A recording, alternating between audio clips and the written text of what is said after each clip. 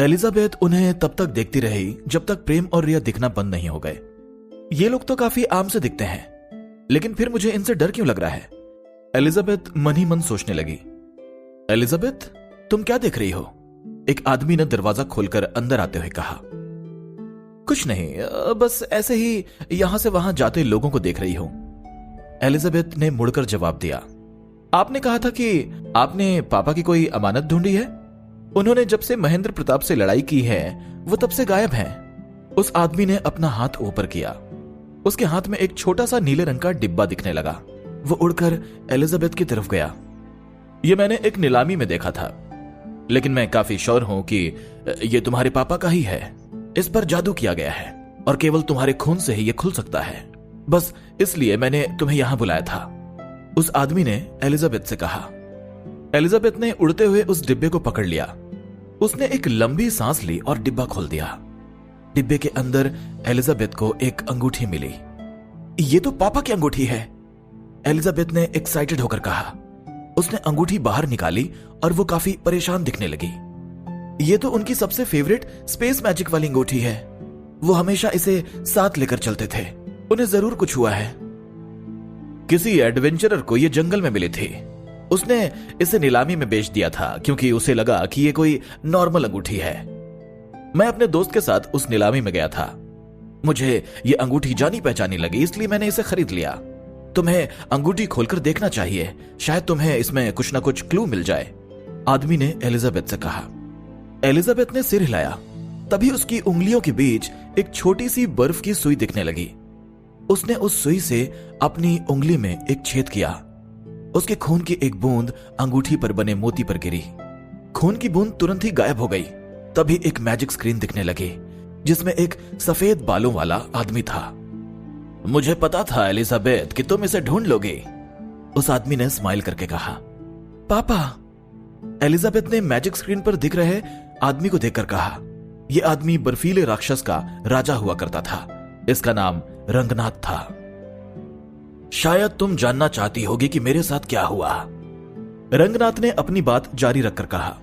यह काफी लंबी कहानी है, लेकिन मैं अभी जिंदा हूं। मैंने अंगूठी फेंक दी थी, लेकिन तुम्हें घबराने की कोई जरूरत नहीं है। तुम सेफ हो। कोई भी तुमसे यह अंगूठी लेने की कोशिश नहीं कर सकता। इसके बाद वो मैजिक स्क्रीन गायब हो गई। पापा, पापा, एलिजाबेथ ने अपना हाथ आगे बढ़ाया, लेकिन अंगूठी नीचे गिर गई थी। क्या अंगूठी में और भी कुछ है? फारूक ने नर्वस होकर पूछा।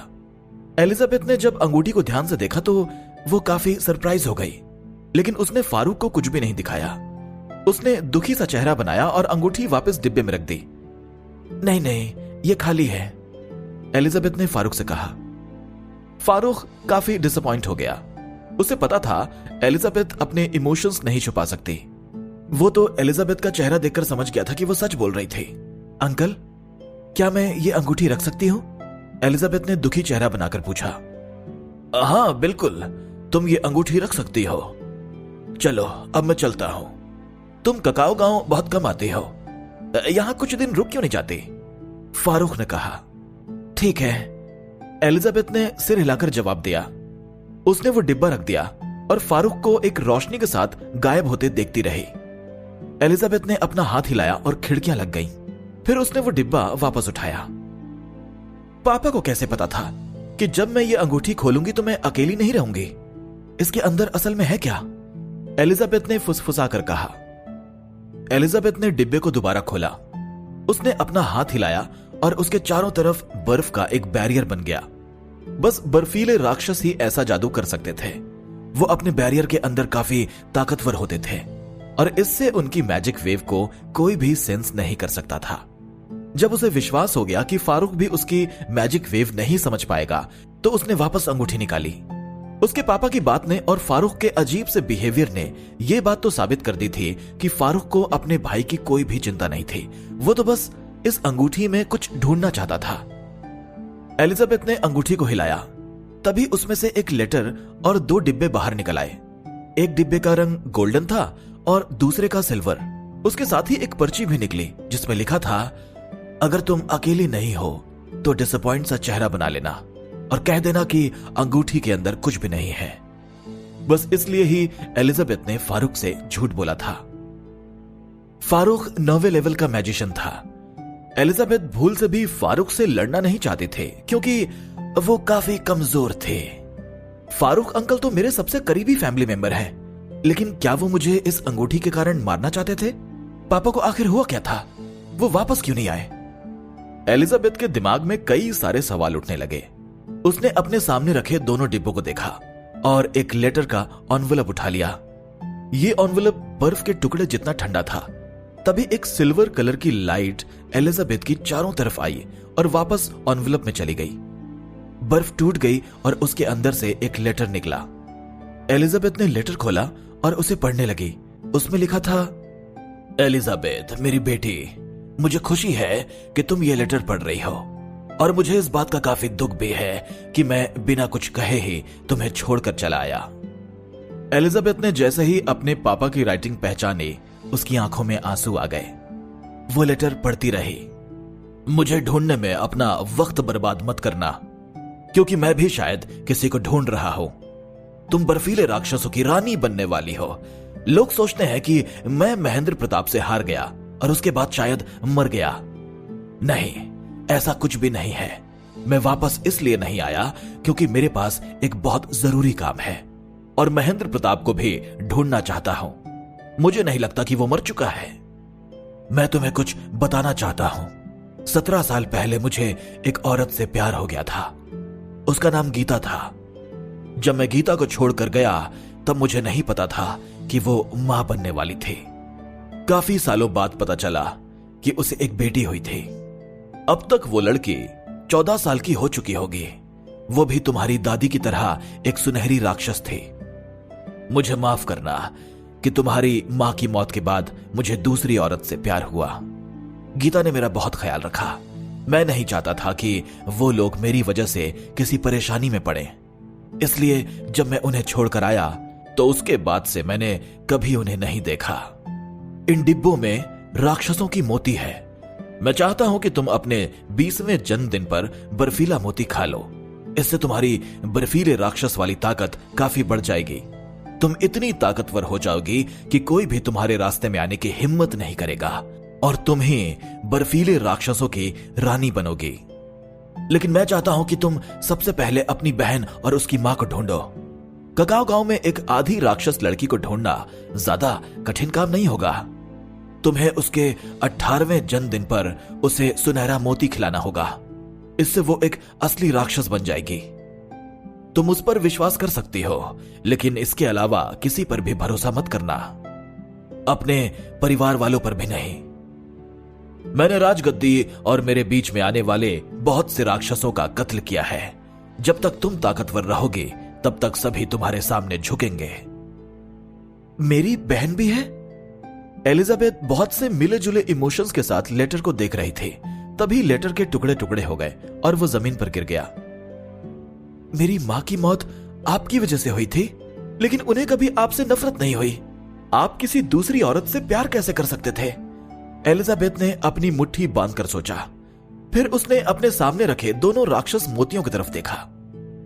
वहीं दूसरी ओर प्रेम रिया को स्कूल छोड़कर किताबों की दुकान में गया और वहां से उसने इतिहास की कुछ किताबें खरीदी। आज तक किसी भी स्पीशीज ने पूरी दुनिया पर राज नहीं किया था, इसलिए इतिहास की किताबें काफी अलग अलग थी। प्रेम को नहीं पता था कि वो इन किताबों पर भरोसा कर सकता था या नहीं, लेकिन कम से कम समय निकालने के हिसाब से ये किताबें काफी काम की थीं। अब महेंद्र प्रताप की यादें भी प्रेम की ज्यादा मदद नहीं कर पाती थी, इसलिए प्रेम इस दुनिया को जानने के लिए ज्यादा से ज्यादा किताबें पढ़ना चाहता था। प्रेम पूरी दोपहर किताबें पढ़ता रहा और फिर रिया को स्कूल लेने चला गया। जब इन लोगों ने रात का खाना खा लिया तो प्रेम ने अपना रेस्टोरेंट खोल दिया। उसने देखा कि उसके रेस्टोरेंट के बाहर करीब 100 लोग इंतजार कर रहे थे। रिया ने सभी कस्टमर्स के सामने ही बटर पनीर मसाला और नान खाए और डिनर में काफी ज्यादा लोगों ने यह डिश ऑर्डर किया था। जब यामिनी ने प्रेम को बटर पनीर मसाला के ऑर्डर्स के बारे में बताया तो प्रेम ने सिस्टम से कहा, मैं कुछ और बर्तन खरीदना चाहता हूं। तुम कुछ भी नहीं खरीद सकते, तुम्हारे पास ऐसे राइट्स नहीं हैं। सिस्टम ने कहा, अगर मैं रोज ज्यादा से ज्यादा पैसे कमाने लगूं तो मैं काफी जल्दी रेस्टोरेंट को अपग्रेड कर पाऊंगा। प्रेम ने बीच में टोक कर कहा, बर्तन तैयार हैं, वो तुम्हें कपबोर्ड में रखे मिल जाएंगे। 10 सोने के सिक्के काट लिए गए हैं। Thank you. प्रेम ने नए बर्तन निकाल लिए। ये बर्तन पुराने बर्तनों जैसे ही थे, लेकिन ज्यादा बर्तन होने से प्रेम के काम करने की रफ्तार बढ़ चुकी थी। हम कब से खाना खा रहे हैं और हमें अभी तक उन लोगों की कोई खबर नहीं मिली, कालिया ने एक रेस्टोरेंट से बाहर आते हुए कहा। हाँ, हम खाना तो काफी देर से खा रहे हैं और हमने करीब 88 रेस्टोरेंट्स में उन्हें ढूंढा। जमील ने अपने पेट पर हाथ रखकर कहा और दूसरे रेस्टोरेंट की तरफ चलने लगा। अब मैं एक निवाला भी नहीं खा सकता। मुझे लगता है कि अब तक वो लोग यहां से चले गए होंगे, कालिया ने कहा और अपने बॉस के पीछे चलने लगा।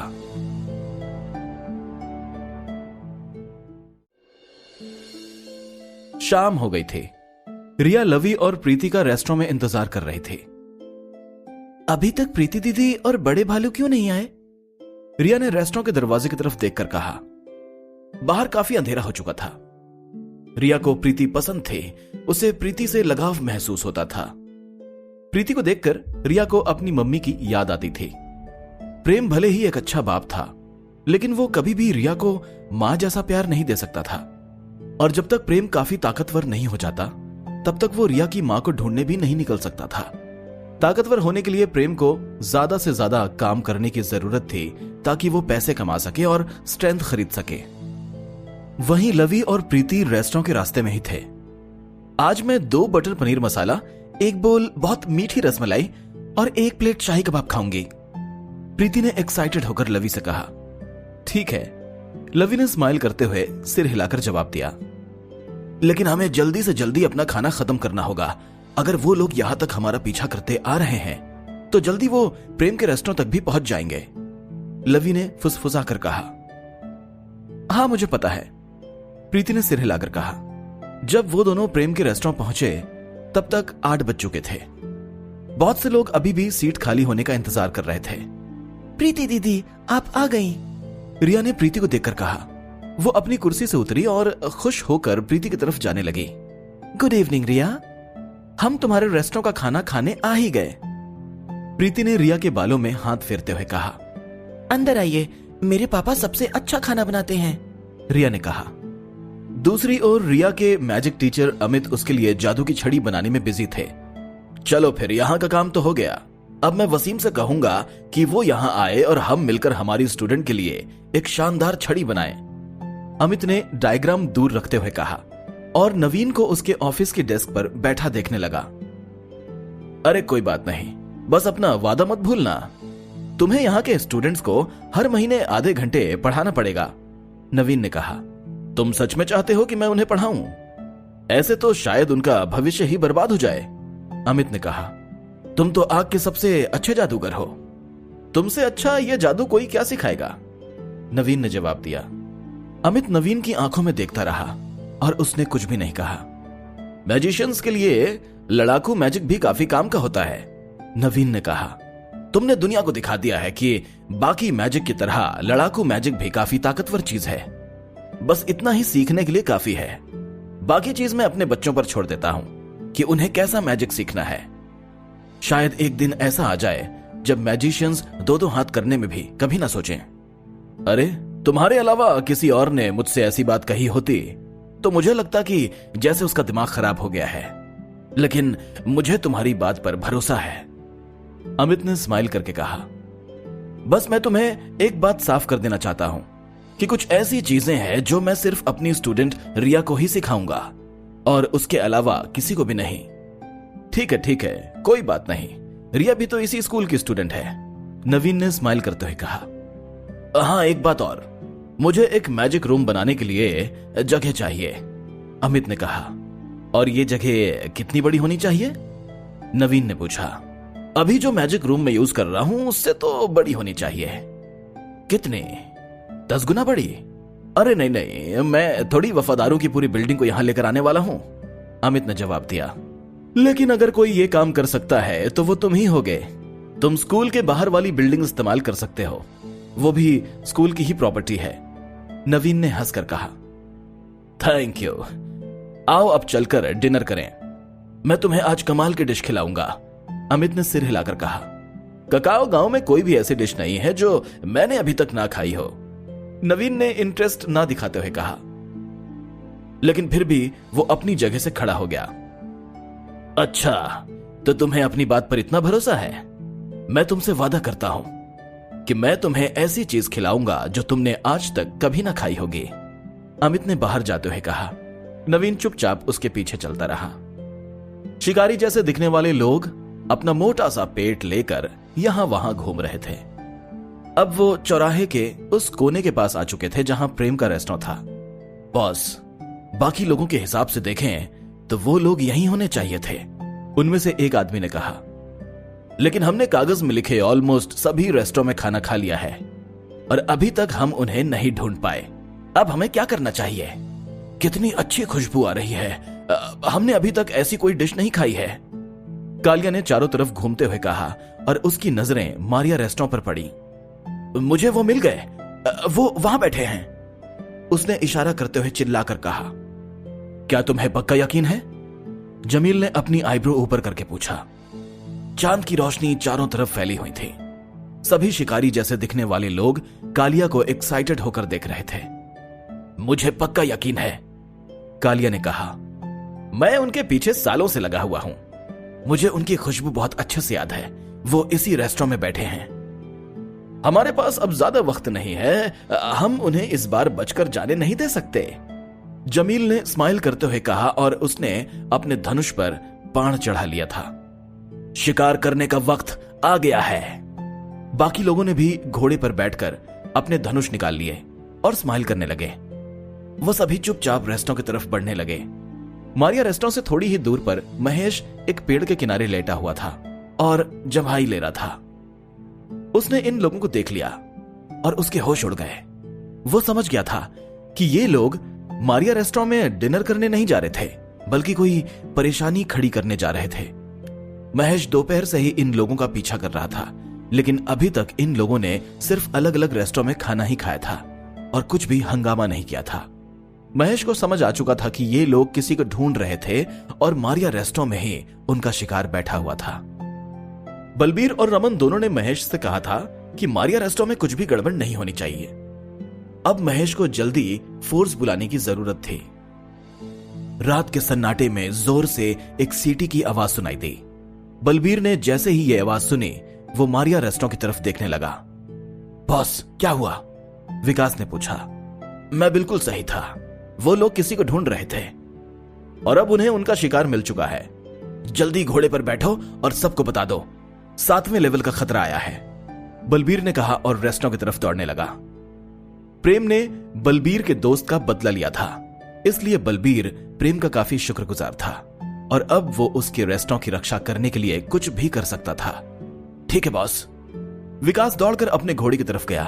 वो मौके की नजाकत को समझ चुका था।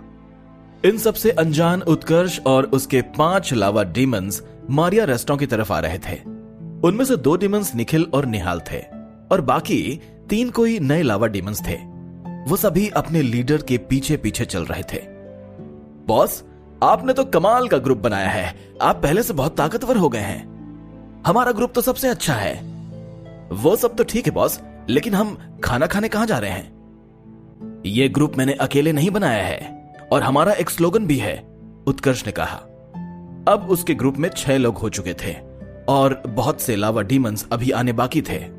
अच्छा, ऐसी बात है, किशोर ने कहा। किशोर लाल रंग का कवच पहने हुए था और उसका एक कान गायब था। हमारा स्लोगन क्या है? मुर्तजा ने पूछा। मुर्तजा के माथे पर एक बड़ा सा निशान बना हुआ था। हम कहां खाने जा रहे हैं? केतन ने पूछा। हम एक ऐसी चीज खाने जा रहे हैं जो एक शानदार शेफ ने बनाई है। उस डिश का नाम है राजमा चावल, उत्कर्ष ने जवाब दिया। और उसी से इंस्पायर होकर हमने अपना स्लोगन बनाया है, राजमा चावल के लिए। राजमा चावल के लिए, निखिल और निहाल ने एक साथ बोला। बाकी तीनों लोग काफी कंफ्यूज हो गए। किशोर, मुर्तजा और केतन को कोई भी बात समझ में नहीं आई। बॉस, आपने हमें यहां राजमा चावल के लिए बुलाया है? किशोर ने पूछा। हाँ, जब तुम ये डिश खाओगे तो तुम अपने आप समझ जाओगे। मैं चाहता हूं कि तुम लोग एक चीज हमेशा अपने दिमाग में रखो, ये रेस्टोरेंट हमारे लिए बहुत पवित्र है। लावा डीमंस का सारा भविष्य उसी पर डिपेंड करता है। हमें हर हाल में उस रेस्टोरेंट के ओनर और उसकी बेटी को सेफ रखना है और हमें हमेशा वहां के रूल्स फॉलो करना है। उत्कर्ष ने सिर हिलाकर कहा। हम वहां के शेफ को जबरदस्ती उठा के नहीं ला सकते? केतन ने पूछा। फिर तो हमें रोज फ्री में राजमा चावल मिल जाएंगे। अच्छा, तो तुम ये काम जबरदस्ती करना चाहते हो? ऐसा करने के पहले तुम्हें 10वें लेवल के 2 मैजिशियन से निपटना पड़ेगा। क्या तुम कर पाओगे ये? उत्कर्ष ने हंसकर कहा। नहीं, फिर तो मैं ऐसा नहीं कर सकता। केतन ने अपना गंजा सिर खुजलाते हुए कहा और वो लोग मारिया रेस्टोरेंट की तरफ चलने लगे। वसीम अपनी दुकान में मैजिक पोशंस बना रहा था। उसे घोड़ों की आवाज आई। लगता है बाहर कोई आया है। वसीम ने अपनी दुकान से बाहर देखा और काफी सरप्राइज हो गया। अरे क्या बात है, यहां तो शिकारी आए हैं। बहुत साल से मैंने शिकारियों को नहीं मारा। शिकारी शिकारी 6 शिकारी, काले कौवे ने एक्साइटेड होकर कहा। वहीं आने वाले खतरे से अनजान रेस्टोरेंट में लवी और प्रीति अपना डिनर एंजॉय कर रहे थे। तभी प्रीति ने अपना सिर उठाकर दरवाजे की तरफ देखा। उन्होंने हमें ढूंढ लिया, प्रीति ने कहा। इतने में एक काला तीर लवी की तरफ उड़ता हुआ आया। तीर दरवाजे में छेद करता हुआ निकल गया और लवी की तरफ बढ़ने लगा। लवी साइज में भले ही बड़ा था, लेकिन वो काफी फुर्तीला था। वो तुरंत हवा में उछल गया और उसने प्रीति का हाथ पकड़कर उसे खींच लिया। तीर लवी की शर्ट के आर पार निकल गया और काउंटर पर जाकर लगा। वार्निंग वार्निंग, हमारे ऊपर 7वें लेवल का हमला हुआ है, सिस्टम ने कहा। अब दरवाजा उन्हें रोक कर नहीं रख सकता। प्रेम ने जैसे ही दरवाजे पर आवाज सुनी, वो थोड़ी देर को फ्रीज हो गया। प्रेम जल्दी से किचन से बाहर आया और अपने हाथ में चाकू लेकर रिया के आगे आकर खड़ा हो गया। उसे रिया को सही सलामत देखकर काफी राहत महसूस हुई। फिर उसने रिया की तरफ देखा। रिया अपनी कुर्सी पर बैठी हुई थी और तीर की तरफ देख रही थी। पापा, बुरे लोग यहां फिर से परेशानी खड़ी करने आ गए? रिया ने प्रेम से पूछा। पीछे ही रहना, वो लोग काफी ताकतवर हैं, प्रेम ने कहा। प्रेम को लग रहा था कि रिया लेवल 3 तक के दुश्मनों को तो आराम से हरा सकती थी, लेकिन ये लोग काफी ताकतवर थे, इसलिए शायद वो इन लोगों से नहीं लड़ सकती थी।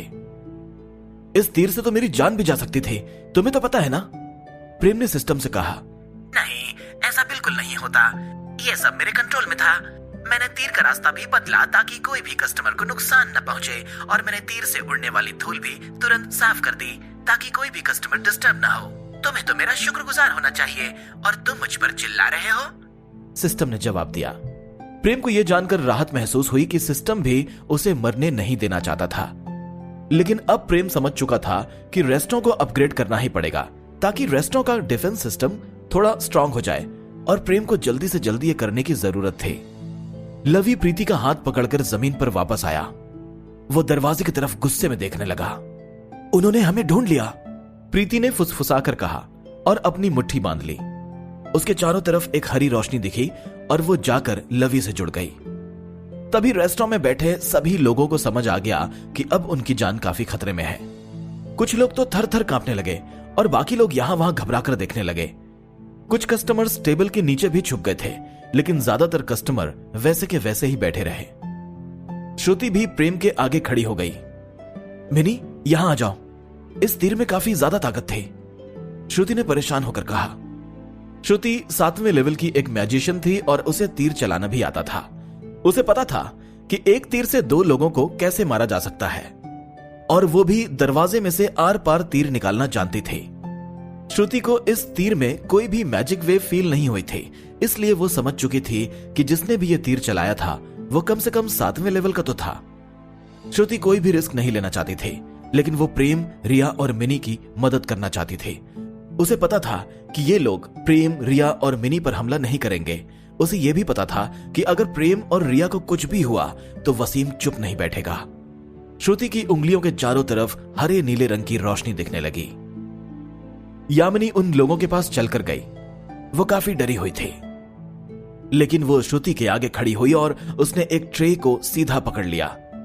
चिंता मत करो, मैं तुम्हें प्रोटेक्ट करूंगी, उसने साहस बटोरकर कहा। यह सुनकर श्रुति सरप्राइज्ड हुई, लेकिन बाद में यामिनी की बात ने उसका दिल छू लिया, क्योंकि यामिनी को पता था कि वो ताकतवर नहीं है, लेकिन फिर भी वो अपने दोस्तों को प्रोटेक्ट करना चाहती थी। वसीम अपनी दुकान के बाहर खड़ा था और प्रेम के रेस्टोरेंट की तरफ देख रहा था। मैंने कई सालों से नर भेड़िए नहीं देखे थे, वसीम सोचने लगा। क्या वो बूढ़ा भेड़िया अभी भी जिंदा है? शिकारी जैसे दिखने वाले लोगों ने अपने धनुष पीछे कर लिए। उनका शरीर बिल्कुल लाल चमक रहा था। उन्हें हवा में खून की खुशबू आ रही थी। अभी ये लोग अपने इंसानी रूप में ही थे, लेकिन फिर भी उनकी आंखें बिल्कुल लाल चमक रही थी। रमन, क्या हुआ? नवीन ने अपनी घोड़ा गाड़ी में से पूछा। प्रिंसिपल नवीन, लगता है कुछ लोग परेशानी खड़ी कर रहे हैं, वो काफी खतरनाक भी हैं। रमन ने नवीन की आवाज पहचान ली और जवाब दिया। कहां? अमित ने पूछा। वो भी उसी घोड़ा गाड़ी में बैठा हुआ था। मारिया रेस्टोरेंट में अमित जी, रमन ने जल्दी जल्दी जवाब दिया। वो काफी जल्दी में था क्योंकि उसे पता था कि मारिया रेस्टोरेंट कोई आम रेस्टोरेंट नहीं है। उसे यह भी पता था कि अगर रिया को कुछ भी हुआ तो वसीम और अमित बखेड़ा खड़ा कर सकते थे। मारिया रेस्टोरेंट चलो, अमित ने गुस्से में जवाब दिया। तुरंत एक घोड़ा गाड़ी और 2 घोड़े मारिया रेस्टोरेंट की तरफ जाने लगे। अब बाहर आ जाओ, वरना यहां के लोगों को भी उस गांव के लोगों जैसा ही अंजाम भुगतना होगा। याद तो है ना कि 20 साल पहले क्या हुआ था? जमील ने बाहर से आवाज लगाई। उसने अपना धनुष एक तरफ फेंका और अपनी मुट्ठी बांध ली। तभी काफी लंबे लंबे पंजे उसकी मुट्ठी से निकल आए, जो चांद की रोशनी में चमक रहे थे। जमील की आंखें बिल्कुल लाल चमक रही थी। माहौल काफी खतरनाक हो गया था। रेस्टोरेंट में सन्नाटा फैल गया। सभी प्रीति और लवी को घूरने लगे, लेकिन कोई भी उनकी मदद करने के लिए आगे नहीं आया। उनमें से कोई भी नहीं जानता था कि ये दोनों कौन थे, लेकिन सभी लोग ये तो समझ चुके थे कि उनके दुश्मन काफी खतरनाक और ताकतवर थे। हालांकि उन्हें इस बात की भी कोई चिंता नहीं थी कि बाहर खड़े लोगों से उनकी जान को कोई भी खतरा था, क्योंकि रिया के दोनों मास्टर्स काफी पावरफुल मैजिशियंस थे और वो रिया को कोई नुकसान नहीं होने दे सकते थे। कोई भी ऐसा करने से पहले 10 बार सोचता। प्रेम को काफी गुस्सा आ गया, क्योंकि बाहर खड़े लोग उसके कस्टमर्स को जान से मारने की धमकी दे रहे थे। एक शॉटगन का कितना पैसा लगेगा? प्रेम ने सिस्टम से पूछा। तुम ये नहीं खरीद पाओगे, सिस्टम ने जवाब दिया। मुझे कुछ पैसे उधार दे दो, प्रेम ने कहा। नहीं, ऐसा बिल्कुल नहीं हो सकता। हाँ, मैं तुम्हें एक बात जरूर बताना चाहता हूँ कि अब तुम 100 सोने के सिक्के पे लेटर पॉलिसी में ले सकते हो, लेकिन इसके बाद भी तुम शॉटगन अफोर्ड नहीं कर पाओगे, सिस्टम ने जवाब दिया। प्रेम समझ चुका था कि शॉटगन की कीमत काफी ज्यादा थी। उसे यह भी पता था कि अगर इस दुनिया में बंदूक आ गई तो इस दुनिया में बहुत सी चीजें बदल जाएंगी। प्रेम चारों तरफ वसीम को देख रहा था। उसे डर था कि उसके इन दोनों कस्टमर्स को काफी नुकसान होने वाला था। प्रेम को नहीं पता था कि वसीम ने इन लोगों को रेस्टोरेंट में अंदर आते देखा था या नहीं। वो श्रुति के पीछे जाकर खड़ा हो गया। उसे मालूम था कि श्रुति एक 7वें लेवल की मैजिशियन थी और वो इन लोगों से आराम से निपट सकती थी। प्रीति ने जैसे ही इन लोगों को देखा, उसने अपनी आईब्रो ऊपर करी और मुट्ठी बांध ली। उसे 20 साल पहले की घटना याद आ रही थी। वो दोनों बस एक रात के लिए एक गांव में रुके थे, लेकिन उनके दुश्मनों ने गांव में मार काट मचाती थी। उन्होंने किसी को भी जिंदा नहीं छोड़ा था। उसके बाद प्रीति और लवी बस जंगलों में ही रहे ताकि उनकी वजह से किसी और मासूम की जान न जाए। लेकिन अब ऐसा लग रहा था जैसे उतनी ही खतरनाक घटना फिर से होने वाली थी। रिया एक कुर्सी पर खड़ी हो गई और उसने प्रेम के कंधे पर अगली डकलिंग को रख दिया। उसने प्रेम के कंधे के बगल से झांककर प्रीति की तरफ देखा। प्रीति दीदी, क्या ये बुरे लोग आपके पीछे पड़े हैं? उसने परेशान होकर पूछा। रिया, अलविदा कहने का वक्त आ गया है। मुझे तुम्हारी याद आएगी, प्रीति ने चिल्लाकर कहा। क्यों? मत जाओ प्रीति दीदी, आप यहाँ रुक सकती हो और आप मेरे पापा का बनाया फूड भी खा सकती हो, रिया ने दरवाजे की तरफ देखकर कहा। मैं आपकी इन लोगों से निपटने में मदद करती हूँ। प्रीति ने बहुत दुखी होकर स्माइल किया। अब उनके पास बचने का कोई भी चारा नहीं था और वो मासूम लोगों की जान खतरे में नहीं डालना चाहते थे। चलो चले, लवी ने प्रीति के सिर पर हाथ फेरा और अचानक वो एक बड़ा सा काला भालू बन गया। उसने दरवाजे की तरफ दौड़ लगाई और बाहर निकलकर काफी जोर से जमील के सिर पर कूदा। अलविदा रिया, प्रीति ने कहा और एक बिल्ली बन गई। उसके पैरों से हरी रोशनी निकलने लगी। वो भी लवी के पीछे जल्दी से दौड़कर पहुंच गई। सारे कस्टमर्स ये देखकर चौंक गए थे। सिस्टम, क्या तुम्हारे पास नए दरवाजे हैं? प्रेम ने मन ही मन पूछा। हाँ बिल्कुल है, सिस्टम ने जवाब दिया। तुम्हारी बातों से तो ऐसा लगता है जैसे तुम्हें पहले से ही पता था कि दरवाजा तो टूटने वाला है, प्रेम ने कहा। रिया की आंखें खुली की खुली रह गई थी। उसने प्रेम के गले में हाथ डाल लिए। बड़े भालू तो सच में भालू निकले और प्रीति दीदी कितनी सुंदर थी, लेकिन वो अगली डकलिंग जैसी क्यों दिख रही थी? पापा, हमें उनकी मदद करनी चाहिए, जल्दी चलो, रिया ने कहा। बेटा, यह काफी खतरनाक है। प्रेम ने अपने गले से रिया के हाथ हटाए और मुड़कर कहा, हमेशा याद रखना कि तुम लोगों की मदद कर सकती हो, लेकिन इसकी एक ही कंडीशन है कि इसमें तुम्हें चोट नहीं लगनी चाहिए। मैं नहीं चाहता हूं कि तुम खुद को किसी खतरे में डालो। लेकिन वो मुझे पसंद है, और जिन लोगों को हम पसंद करते हैं हमें उनकी मदद करनी चाहिए ना? रिया ने दरवाजे की तरफ देखकर कहा। प्रेम थोड़ी देर को बिल्कुल चुप हो गया। तुम बिल्कुल सही कह रही हो, चलो चलकर उनकी मदद करें, प्रेम ने स्माइल करते हुए कहा। उसने प्रिया को गोद में उठा लिया और चाकू लेकर दरवाजे की तरफ चलने लगा। जमील ने भालू को गुस्से में देखा। वो एकदम पीछे गया और तुरंत ही एक नर भेड़िया बन गया। उसके चारों तरफ बाल उग आए थे और उसके पंजे काफी लंबे हो गए थे। वो भी भालू की तरफ कूद गया और अपने पंजे भालू के सीने की तरफ घुमाए। भेड़िए के पंजे से भालू के सीने में घाव बन गया।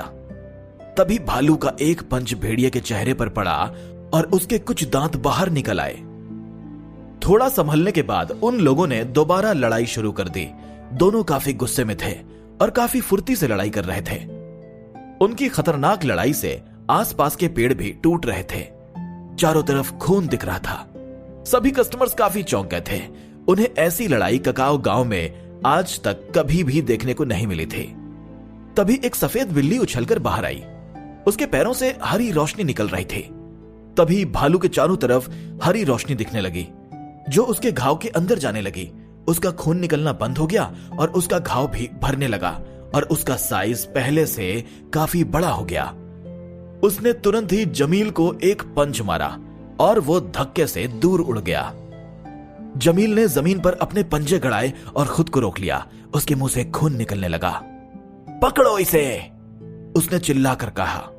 3 शिकारियों ने अपने धनुष बाण एक तरफ फेंक दिए और वो भी नरभेड़िया बनकर सफेद बिल्ली की तरफ कूद पड़े। ये सभी सालों से एक साथ काम कर रहे थे। वो सभी एक साथ मिलकर लड़ाई करने में काफी माहिर थे। उन्होंने सोच लिया था कि सबसे पहले वो इस बिल्ली को ही मारेंगे। इन लोगों को देखकर बिल्ली यानी प्रीति की आंखों में काफी नर्वसनेस आ गई थी। वो दीवार पर यहां वहां दौड़ने लगी और उसने बहुत से काले बीज जमीन पर फेंक दिए। उन बीजों से हरे पेड़ के तने निकले और उन्होंने तीनों भेड़ियों को पकड़ लिया। ये लोग तो ब्रह्मा राक्षस हैं। वसीम ने जैसे ही सफेद बिल्ली और बड़े भालू को देखा उसने मन ही मन सोचा, जितना मुझे याद है वर्ल्ड ट्री का दिल तो कहीं गायब हो गया था। कहीं ऐसा तो नहीं कि लवी फिर से जमील की तरफ कूदा और उसने एक पंच मारा। यह पंच इतना तेज था कि भेड़िए का सिर जमीन पर जाकर लगा। बॉस, बाकी भेड़ियों ने भी चौंक कर कहा। उन्होंने कभी नहीं सोचा था कि लवी इतना खतरनाक काम कर दिखाएगा। तीनों भेड़ियों ने अपने पंजों को आपस में रगड़ा और तनों को अपने ऊपर से हटाया। इस बार प्रीति की जान जाने की बजाय वो लोग लवी की तरफ गए और उसे घेर लिया। उन्हें पता था कि इस बिल्ली को पकड़ पाना आसान नहीं था, लेकिन भालू इनसे बचकर नहीं जा सकता था। लवी भले ही काफी ताकतवर था, लेकिन प्रीति के जादू के बिना वो जमील को भी नहीं हरा सकता था।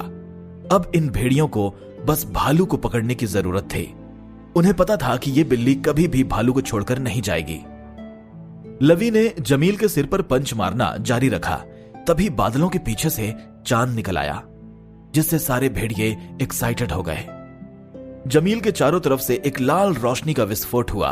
उसके पंजे दोबारा बाहर निकल आए और उसके बाद उसने भालू के सीने में पंजे मार दिए। फिर उसने भालू के पेट में लात मारी और भालू दूर उड़ गया। वो जाकर एक पेड़ से टकराया। लाल चांद, मुझे अपनी ताकत दो, जमील ने पैरों पर खड़े होते हुए कहा। उसके घाव तुरंत भरने लगे। उसके बाल और भी बड़े हो गए और वो आग की तरह लाल हो गए। उसे मार दो, जमील ने स्माइल करते हुए कहा। उसके घाव पूरी तरह भर गए थे। अब वो पहले से भी ज्यादा भयानक दिखने लगा था और उसके पंजे भी काफी बड़े बड़े हो गए थे। अब सभी शिकारी भेड़िए बन चुके थे और लवी की तरफ ही बढ़ रहे थे। ऐसा लग रहा था जैसे वो अभी लवी के टुकड़े टुकड़े कर देंगे। भाग जाओ, भाग जाओ, लवी ने प्रीति से कहा। इस बार उसका घाव और भी गहरा था और भेड़ियों के चारों तरफ की लाल रोशनी उसके घाव को भरने भी नहीं दे रही थी। वो एक पेड़ से टिककर अपने पैरों पर खड़ा हुआ और अपने दुश्मनों को गुस्से में देखने लगा। नहीं लवी, मैं नहीं जा सकती, प्रीति ने रोती हुई आवाज में कहा। वो रेस्टोरेंट की छत पर से भेड़ियों की तरफ कूदी और जमीन पर कुछ बीज फेंक दिए। वो लवी की तरफ पहुंचने की कोशिश कर रही थी।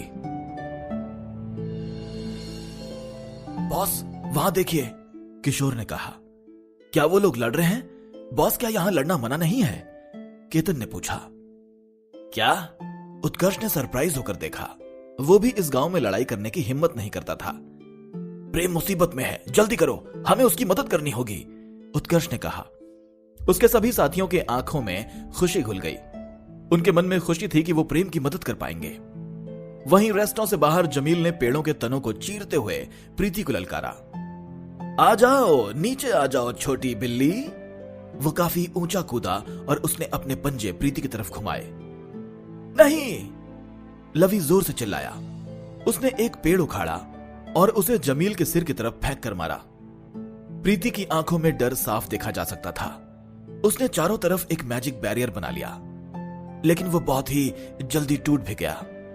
जमील के पंजे उसके पेट को छूकर निकल गए और वो रेस्टोरेंट के दरवाजे पर जा गिरी। उसके घाव से खून निकलने लगा। उसका सफेद फर लाल हो गया। अब वो वापस इंसान बन गई और वो बिना हिले बस वहीं दरवाजे पर पड़ी रही। नहीं, लवी ने रोकर कहा। जमील ने पेड़ पकड़ने के लिए अपने हाथ ऊपर कर लिए, लेकिन पेड़ इतनी तेजी से आकर उसे लगा कि वो जमीन पर गिर गया। पर उसने तब भी पेड़ के टुकड़े टुकड़े कर दिए। जमील लवी की तरफ चलने लगा। उसे मार दो, जमील ने अपने आदमियों से प्रीति की तरफ इशारा करते हुए कहा। बाकी भेड़िए प्रीति की तरफ देखने लगे। वो अपने पंजों को आपस में रगड़ रहे थे, जिससे बहुत ही भयानक आवाज आ रही थी। ये सभी काफी समय से इन दोनों को मारने का इंतजार कर रहे थे और आज उन्हें यह मौका मिल ही गया था। नहीं नहीं नहीं, लवी ने बेबसी में रोते हुए कहा। उसने प्रीति की तरफ जाने की कोशिश की, लेकिन जमील ने उसे उठाकर फेंक दिया। प्रीति के हीलिंग मैजिक के बिना लवी जमील के सामने खड़ा भी नहीं हो सकता था। भाग जाओ, प्रीति ने लवी को देखकर कहा। आज तुम दोनों यहीं मरोगे, जमील ने हंसकर कहा। उसने लवी को अपना पंजा मारा, जिससे लवी का हाथ बिल्कुल कटते कटते बचा। लाल चांद की ताकत से जमील काफी पावरफुल हो गया था।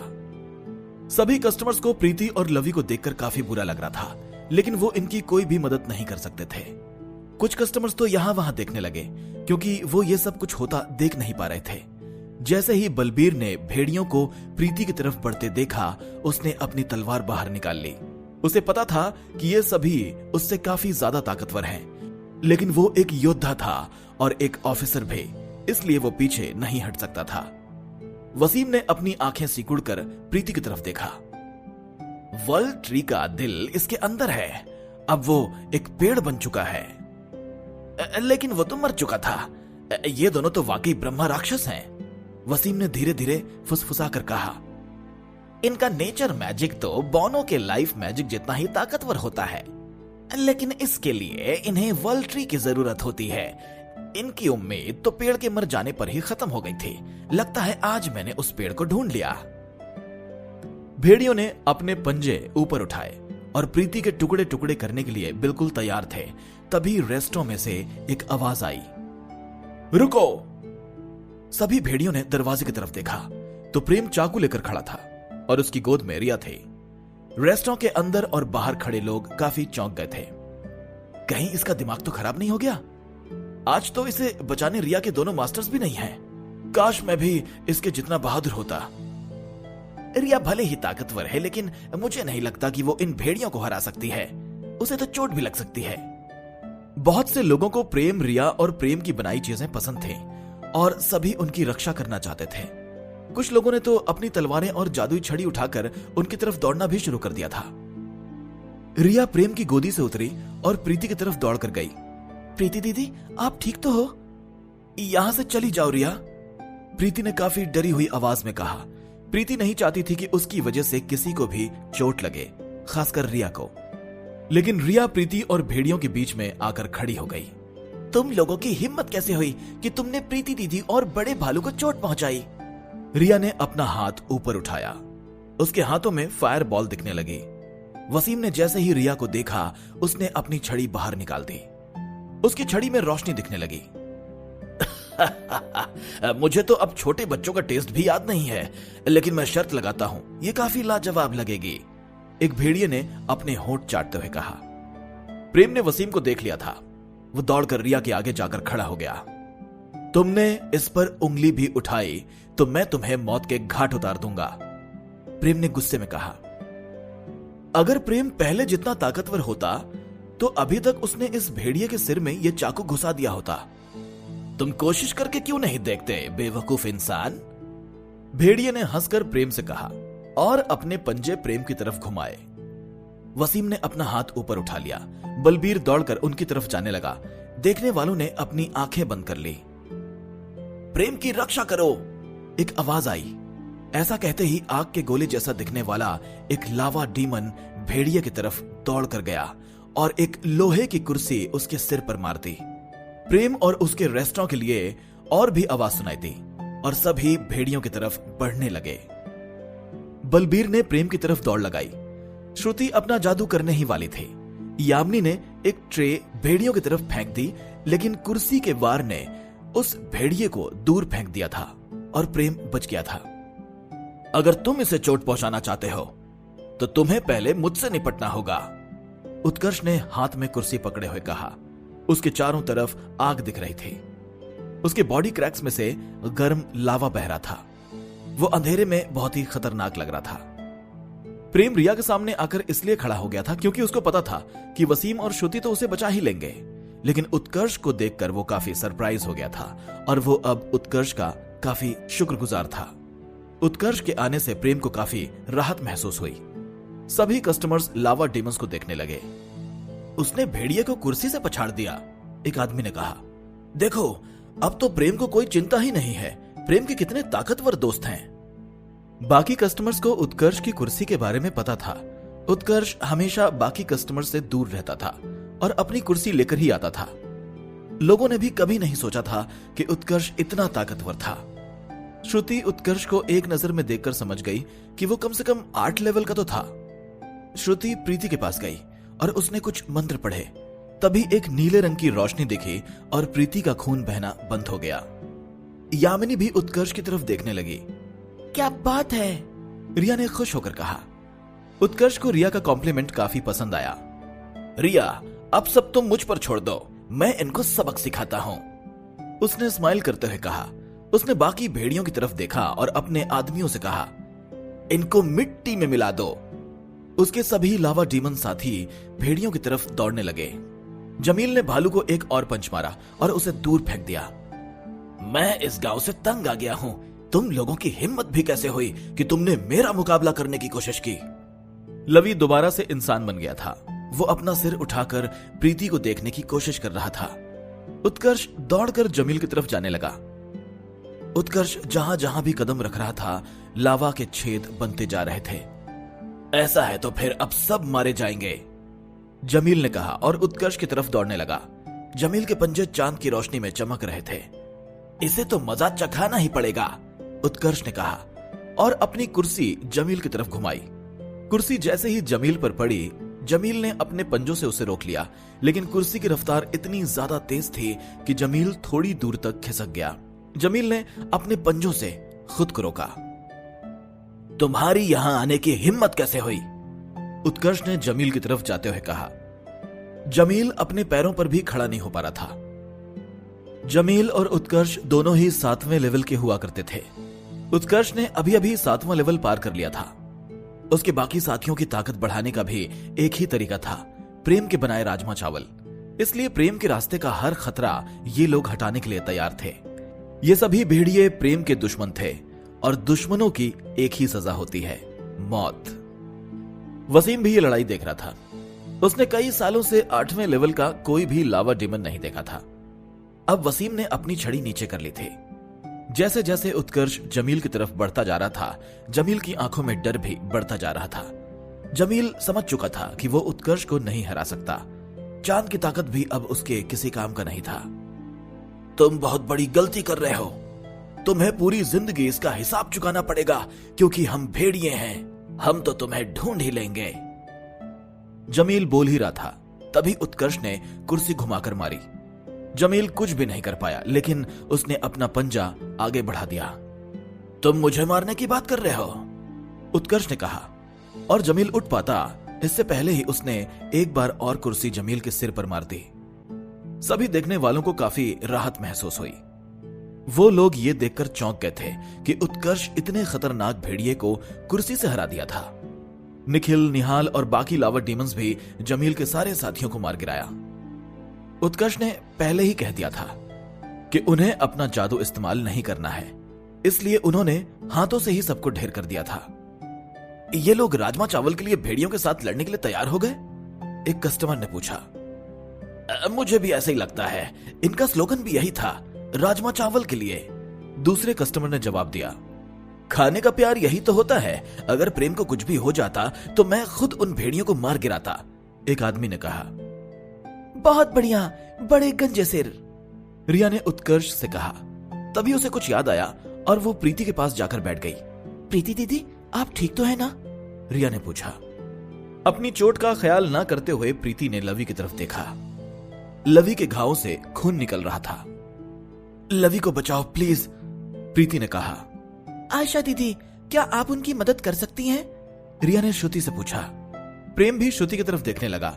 उसे पता था कि श्रुति का लाइफ मैजिक ही अब लवी की जान बचा सकता था, लेकिन अगर वो अपना लाइफ मैजिक यूज करती तो सभी उसे पहचान जाते। श्रुति काफी परेशान हो गई, क्योंकि इस समय जादू करने की रिस्क काफी ज्यादा थे। प्रिंसिपल नवीन, अमित जी, हम पहुंच गए हैं, रमन ने कहा। वो खून खराबा देखकर हैरान हो गए।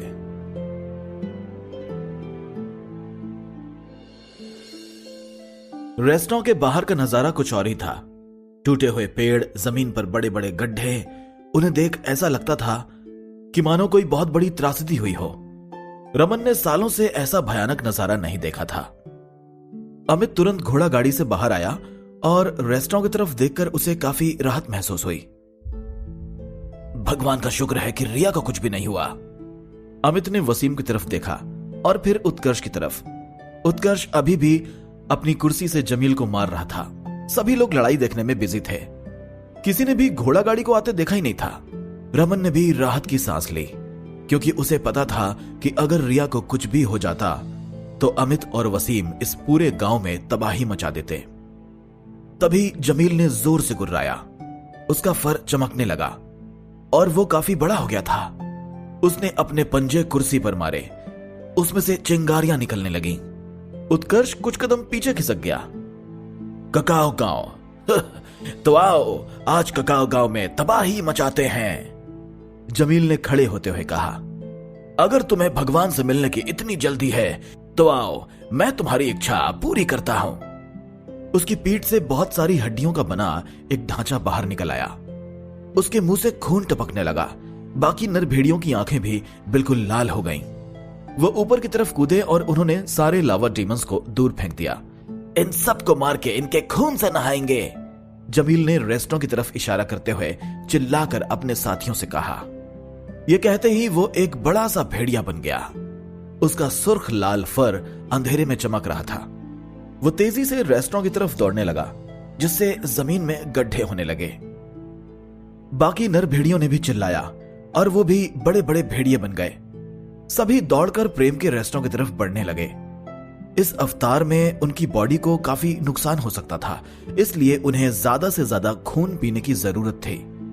कस्टमर्स को तो अंदाजा भी नहीं था कि यहां कुछ ऐसा हो सकता था।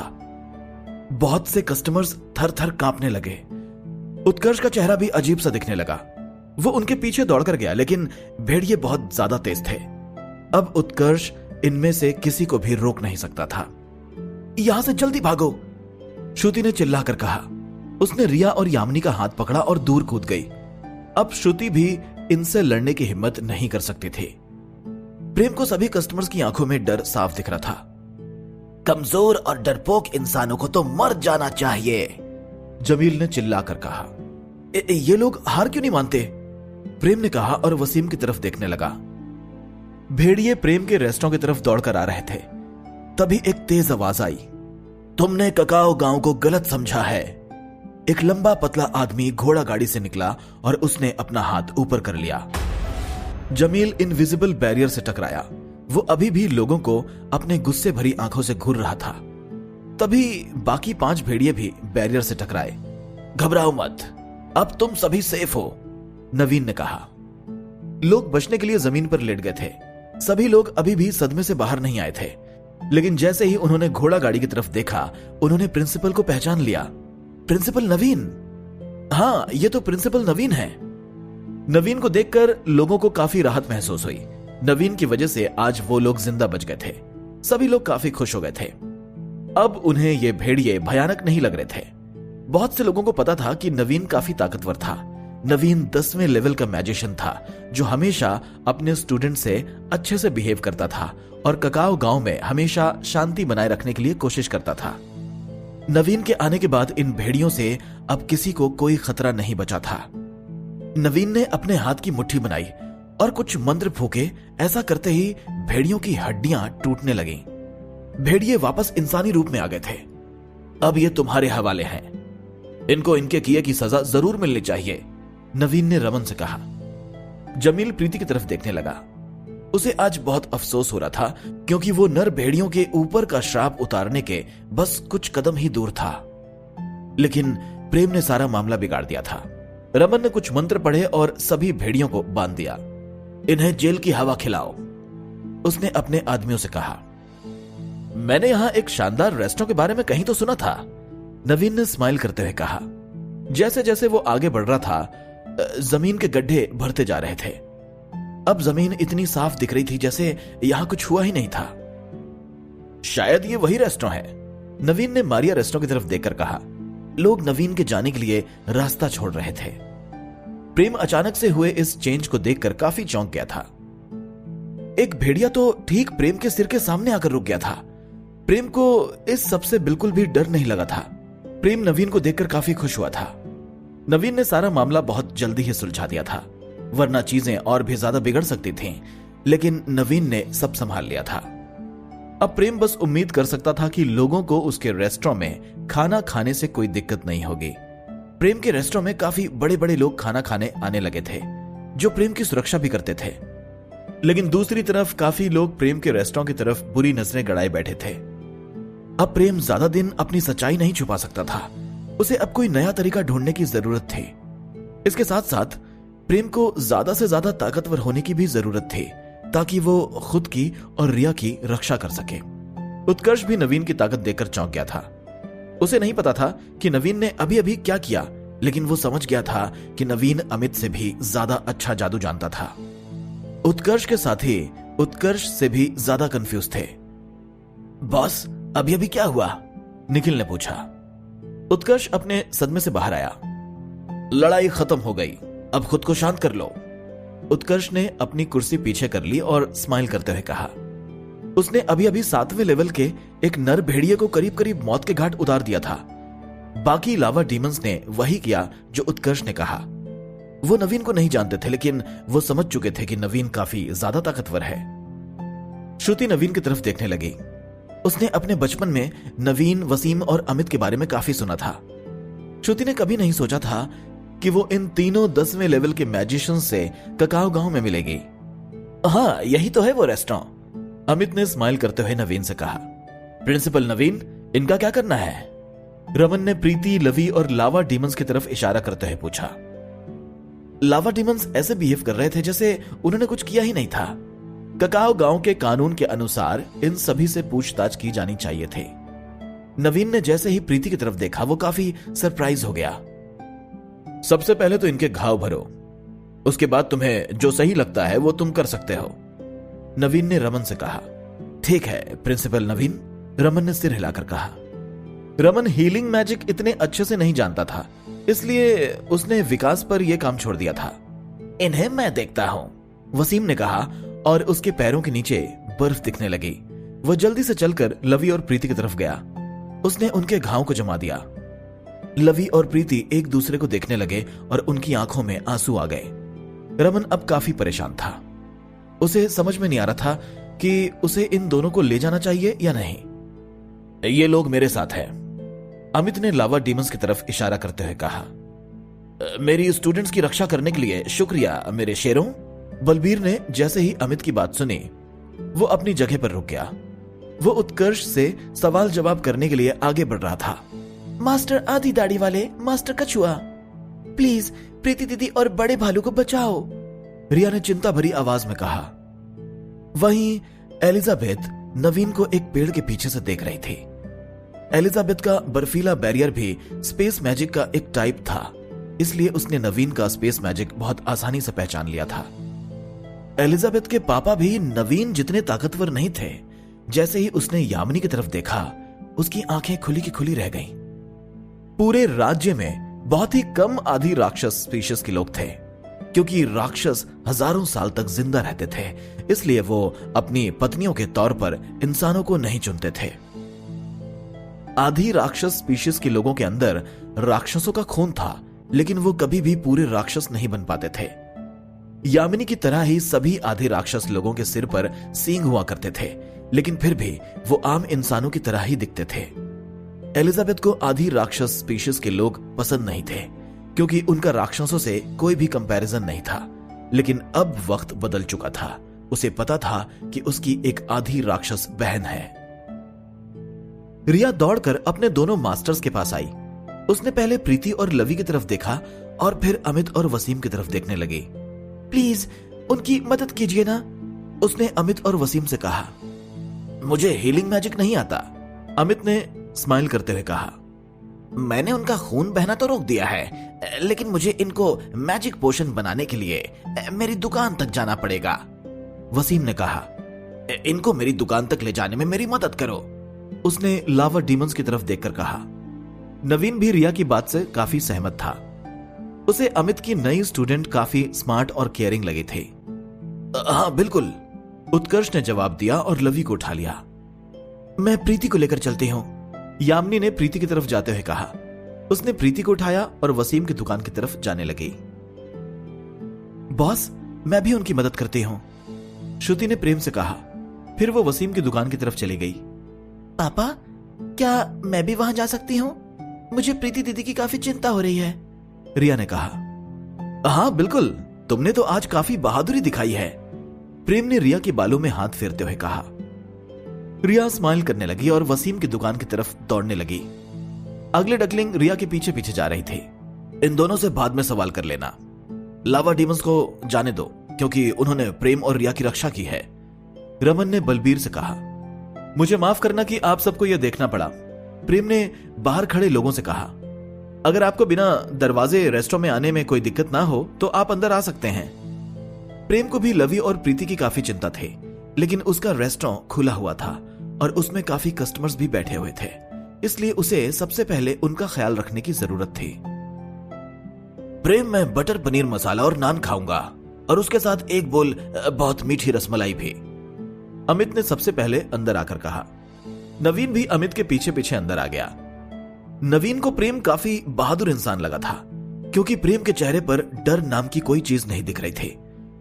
उसे प्रेम की आंखें जानी पहचानी लगी थी, लेकिन फिर उसने सोचा कि शायद सभी बहादुर लोगों की आंखें ऐसी ही होती होंगी। प्रेम ने वसीम की दुकान की तरफ देखा और अपने रेस्टोरेंट के अंदर आ गया। टेबल के ऊपर बहुत सारी डिशेस फैल गई थी। नवीन के कारण सभी कस्टमर्स काफी राहत में थे और वो वापस आकर अपनी कुर्सियों पर बैठ गए। गुड इवनिंग प्रिंसिपल नवीन। प्रिंसिपल नवीन भी यहां आकर खाना खा रहे हैं। मारिया रेस्टोरेंट तो बहुत ही जल्दी काफी पॉपुलर होने वाला है। अरे नहीं नहीं, मेरे राजमा चावल तो बर्बाद हो गए। एक चम्मच के कितने पैसे लगेंगे? हालांकि मैंने ये चम्मच नहीं तोड़ी है, लेकिन अगर मुझे एक बोल मीठी रसमलाई और मिलेगी तो मैं इस चम्मच के लिए भी पे कर दूंगा। प्रेम, मेरी रसमलाई फैल गई है, क्या मुझे एक और बोल मिल जाएगा? अगर आज मुझे रसमलाई नहीं मिली तो शायद मैं मर जाऊंगा।